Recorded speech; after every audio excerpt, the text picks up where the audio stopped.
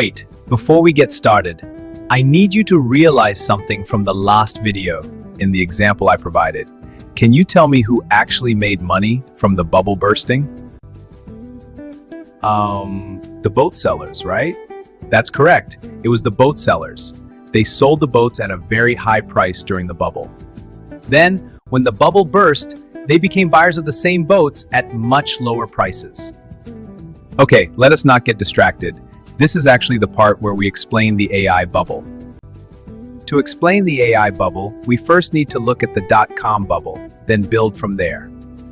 The dot-com bubble started bursting in the year 2000 and continued bursting until 2002.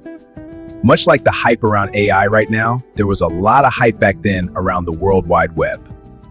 You see, in the late 1990s, the internet was being made available to everyone, just like ChatGPT. Now, in typical capitalistic fashion, most people wanted to be first to make the most money. And there is nothing wrong with that. If you snooze, you lose. So people started spending money to create every website possible under the sun.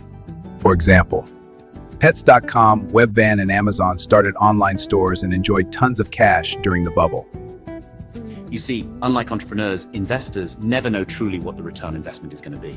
They just invest in whoever seems promising because they know that the market itself is profitable. However, once the funding round stops, it means that the businesses are on their own.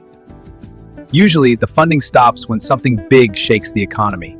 In this case, it was a series of events. The US Federal Reserve increased interest rates, Microsoft had a massive antitrust ruling, and there was 9/11 attacks. Hectic, that is enough to make anyone pause for at least a second. Exactly, so investors stopped investing and actually started paying attention.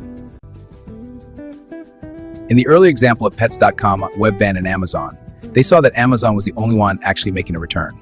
Now, I know that this is an oversimplification because we have Google and eBay. The point is that investors now had an incentive to be selective. Most people on the ground only saw some of their favorite companies go bankrupt without knowing why. So people do what people do. They panicked and started to also withdraw their investments. Okay, since the funding was disappearing quickly, any business that did not have a solid client base had to close.